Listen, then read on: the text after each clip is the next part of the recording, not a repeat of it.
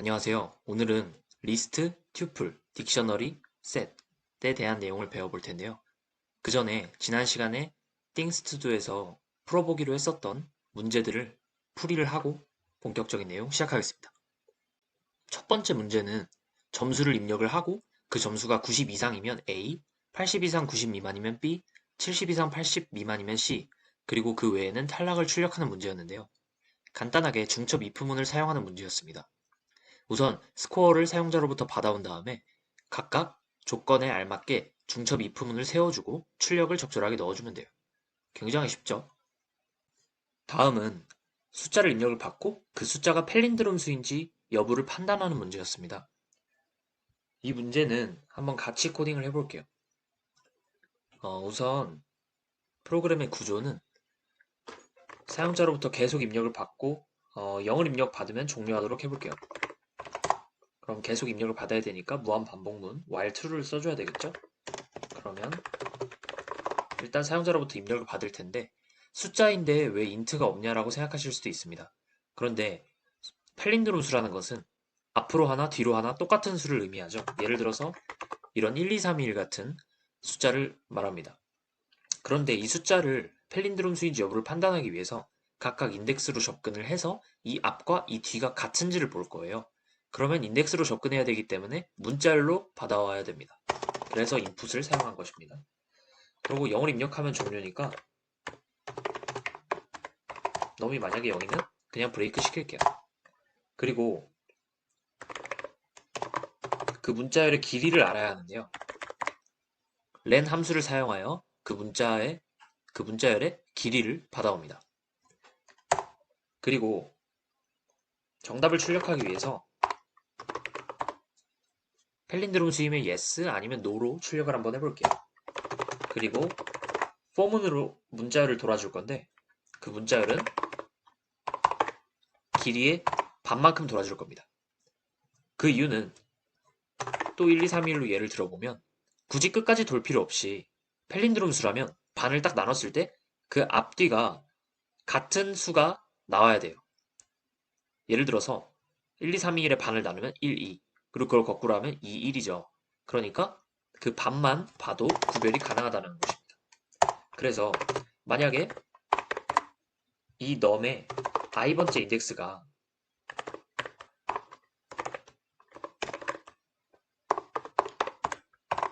이렇게 역순으로 한 넘과 같지 않다면, 그러니까 맨 앞과 맨 뒤라고 보셔도 되겠죠.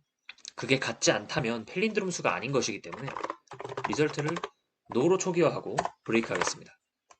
더 이상 볼 필요가 없죠. 펠린드롬이 아니라면. 그러면 여기서 프린트를 해주면 자, 실행을 했을 때 우선 1, 2, 3, 2를 입력을 하면 yes가 나오게 될 거예요. 펠린드롬 수니까요. 뭐 예를 들어서 이렇게 입력을 하면 펠린드롬 수가 아니죠. 그러니까 이 길이와 문자열, 숫자를 문자열로 받아온다는 거, 그리고 길이의 반까지 포문을 돌아주면서 맨 끝과 맨 처음에 인덱스를 비교하는 작업. 이것이 포인트인 문제였습니다. 그러면 오늘의 본격적인 내용 한번 시작해 볼게요. 먼저 리스트입니다. 리스트는 지금까지 우리가 많이 했었죠. 숫자나 문자 등을 넣어서 여러 개를 넣어서 배열로 만들어주는 것이 리스트였습니다. 리스트는 지금까지 우리가 해왔던 것처럼 변수에 대괄호를 넣어서 빈 리스트를 만들어줄 수도 있었고요. 그리고 리스트라는 함수가 있는데요. 이 함수는 리스트를 만들어서 반환하는 함수입니다. 그리고 리스트는 수정이나 삭제가 가능합니다. 한번 보실까요? 우선 리스트에 대한 실습은 지금까지 해왔기 때문에 따로 하지 않을 것이고요. 수정이나 삭제 관련된 실습만 한번 해보겠습니다. 리스트를 한번 만들어 볼 텐데요. 예를 들어서 문자열이 들어있는 리스트를 한번 만들어 보겠습니다.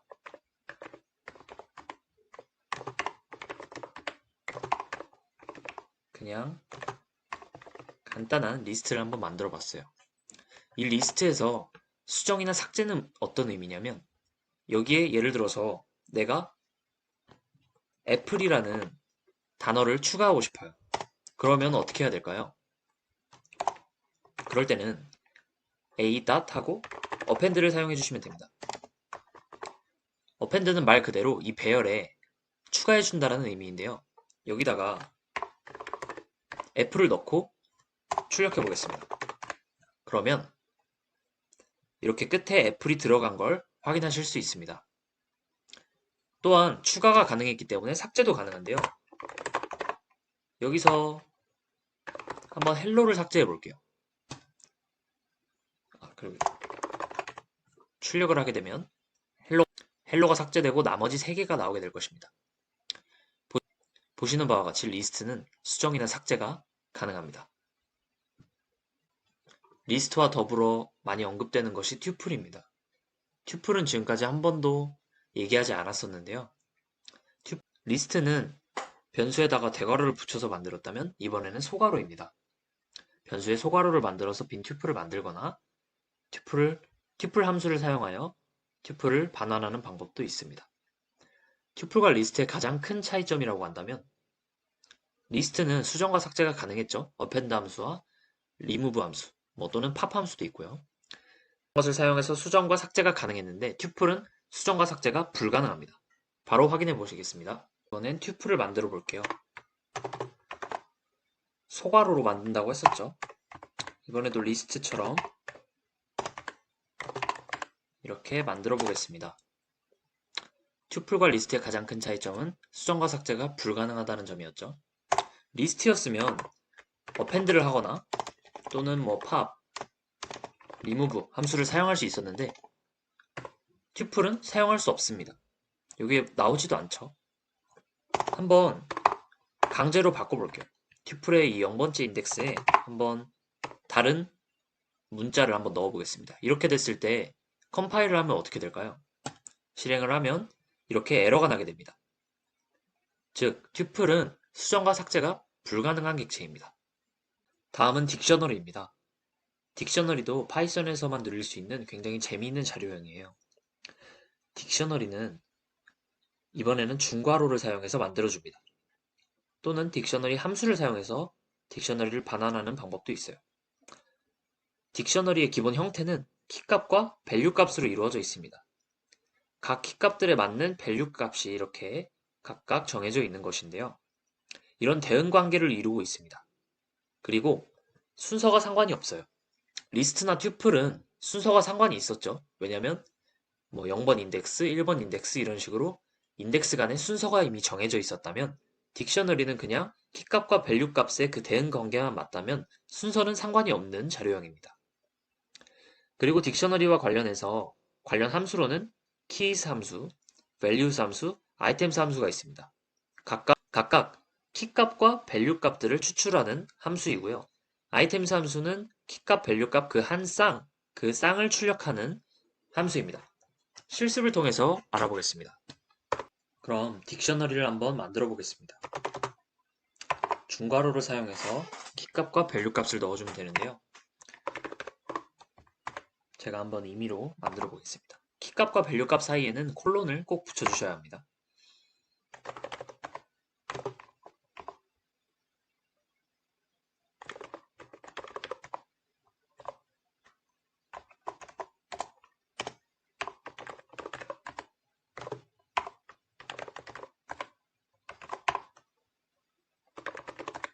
이런 식으로 딕셔너리를 만들어 보겠습니다. 자, 그렇다면 딕셔너리가 수정과 삭제가 가능할까요? 딕셔너리는 가능합니다. 예를 들어서 여기에 새로운 키값과 밸류 값을 추가해 볼게요. 그냥 간단하게 키값 A에 B를 넣고 한번 출력을 해보겠습니다. 그렇게 되면 이런 식으로 키값과 밸류 값이 뒤에 추가된 것을 확인하실 수 있어요. 그렇다면 삭제도 가능해야 되겠죠. 한번 이 노트북 키값과 밸류 값을 한번 삭제해 볼게요. 삭제할 때는 이 del이라는 키워드, delete 함수인데요. 이 delete 함수를 활용해서 삭제해주면 됩니다. 이렇게 키값을 넣어주게 되면 이 노트북 키값에 해당하는 이 삼성까지 같이 삭제가 될 것이에요. 한번 출력해 보겠습니다. 이렇게 되면 이렇게 노트북 키값과 밸류 값은 대응 관계이기 때문에 같이 따라가겠죠. 키값과 밸류 값이 삭제된 것을 확인하실 수 있습니다. 그리고 만약에 밸류 값을 출력하고 싶으면 여기다가 키값을 입력을 하게 되면 밸류 값이 출력됩니다. 그래서 주의하실 점은 키값이 만약에 같은 키값이 나온다면 다른 밸류 값은 무시될 수가 있어요. 예를 들어서 fruit라는 같은 키값에 다른 밸류 값을 한번 넣어 볼게요. 이렇게 되면 또 애플이 출력되게 됩니다. fruit라는 키값에는 바나나도 있는데 말이죠. 그래서 딕셔너리 자료형의 키값은 모두 달라야 하는 것이 원칙입니다. 그리고 딕셔너리를 사용하기 편하게 딕셔너리 관련된 함수들도 있었죠. 예를 들어서 각자 다 프린트를 한번 해볼게요. 만약에 키값들을 다 보고 싶다. 그러면 이 keys 함수를 사용하면 됩니다. 이렇게 되면 키값들이 나오게 되죠. 그리고 만약에 밸류 값들을 보고 싶다. 그러면은 values 함수를 사용하면 됩니다. 그러면 밸류 값들이 나오게 되죠. 그리고 키값과 밸류 값을 같이 한 쌍으로 보고 싶다. 그러면 items 함수를 사용하시면 됩니다. 그러면 이렇게 이 items 안에 각각 한 쌍으로 들어가 있습니다. 마지막으로 이 set이라는 자료형인데요. 파이썬에서 집합 관계를 표현하기 위해서 만들어진 기능입니다. set은 set 함수 안에다가 리스트를 넣어서 만들어주면 되는데요. 바로 실습으로 넘어가 볼게요. 한번 set을 만들어 보겠습니다. set 함수에다가 리스트를 넣어주면 된다고 했었죠. 이렇게 넣어주면 한번 s를 프린트 해보겠습니다. 그러면 1, 2, 3이 집합 안에 들어가 있는 것을 확인하실 수 있습니다. 당연히 문자열로도 가능합니다. 예를 들어서 이런 식으로 넣어서 출력을 한번 해보겠습니다. 이렇게 출력을 해보면 각 문자들이 집합 안에 들어가 있는 것을 확인하실 수 있습니다. 그런데 이 결과를 보면 좀 이상하다고 느끼실 수도 있습니다. 헬로를 넣었는데 L이 하나가 없죠. 그리고 또 순서도 좀 이상하죠. 여기서 set의 특징을 알 수 있습니다. set이라는 것은 우선 중복이 불가능한 자료형입니다. 그리고 순서도 상관이 없습니다. 그래서 이렇게 뒤죽박죽으로 나오게 되는 것입니다. 그리고 set은 아무래도 집합이기 때문에 파이썬에서 집합을 가지고 연산도 할 수 있습니다. 뭐 집합 하면 딱 떠오르는 연산이 있죠. 교집합과 합집합과 차집합 이런 것이 있는데 그런 것도 가능합니다. 예를 들어서 S1에다가 교집합, 합집합, 차집합을 하려면 아무래도 숫자가 좀 편하겠죠. 그래서 한번 이렇게 숫자로 셋 두 개를 한번 만들어서 실험을 해볼게요. 자, 이렇게 했을 때 먼저 교집합부터 한번 해보겠습니다. 프린트를 하기 위해서. 자, 이 S1과 S2의 겹치는 부분을 나타내는 것이 교집합이에요. 교집합은 이 앰퍼샌드를 활용하면 간단하게 구할 수 있습니다. 이런 식으로 해서 출력을 해보면 3과 4, 3, 4가 겹치죠. 그렇기 때문에 이 3, 4라는 집합이 교집합으로 나타납니다. 또는 교집합을 나타내는 함수도 있는데요. 바로 intersection이라는 함수입니다. 그냥 교집합을 영어로 한 거죠. 자, S1에다가 intersection S2 이거는 S1과 S2의 교집합을 구하겠다라는 의미입니다. 마찬가지로 이것도 3과 4로 잘 나오게 됩니다. 이번에는 합집합을 해볼까요? 합집합은 이 bar을 사용해서 구하실 수 있습니다. 이렇게 해보면 1, 2, 3, 4와 3, 4, 5, 6의 합집합이라면 1, 2, 3, 4, 5, 6이 나오게 될 거예요. 이렇게 잘 집합이 표현이 됩니다. 마찬가지로 합집합도 함수가 있는데요. 바로 union 함수입니다. 여기서 유니온 S2 하게 되면 S1과 S2를 합집합하겠다라는 의미입니다. 마찬가지로 잘 나오게 되죠. 자, 그리고 마지막 차집합을 한번 구해볼게요. 차집합은 빼기 기호를 사용하면 됩니다. 말 그대로 차집합이니까요. 이렇게 출력을 하게 되면 1, 2만 나오게 될 것입니다. 차집합은 이 앞에 집합에서 교집합을 뺀 결과와 같으니까요. 마찬가지로 이 기호를 사용하지 않아도 이 디퍼런스 함수를 사용을 하게 되면 마찬가지로 차집합이 잘 나오게 됩니다. 그러면 이 set 자료형도 수정과 삭제가 가능할까요? 이것도 가능합니다. 한번 값을 추가해 볼게요. 여기다가 add 함수를 사용을 하면 예를 들어서 이 S1 집합에 7이라는 숫자를 한번 추가를 해볼게요. 그러고 print S1 해보겠습니다. 그렇게 되면 1, 2, 3, 4, 7, 7이 잘 들어간 것을 확인하실 수 있습니다. 그럼 이 값 한 개 말고 여러 개를 추가할 수도 있을까요? 그건 업데이트 함수를 사용하면 되는데요. 여러 개는 여러 개를 한꺼번에 추가하기 위해서 그 여러 개를 집합으로 만들어서 집합 안에 집합을 넣는다고 생각하시면 됩니다. 예를 들어서 한번 7, 8, 9를 넣어볼게요.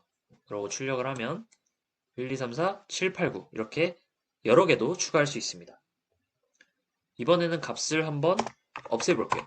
여기서 remove 함수를 사용을 하게 되면 1을 한번 없애보겠습니다. 그러면 이렇게 1이 없어지고 2, 3, 4만 나온 것을 확인하실 수 있습니다. 오늘은 이 네 가지 자료형에 대해서 알아봤는데요.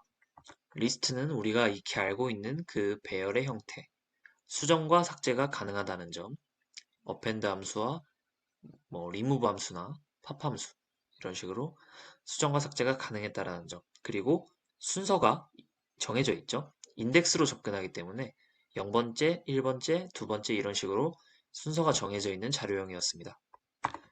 튜플은 리스트와 거의 마찬가지인데요. 가장 큰 차이점은 수정과 삭제가 불가능하다는 점, 그리고 소괄호로 표현한다는 점, 그리고 딕셔너리는 중괄호로 표현하고 키값과 밸류 값의 대응 관계로 이루어진 자료형입니다.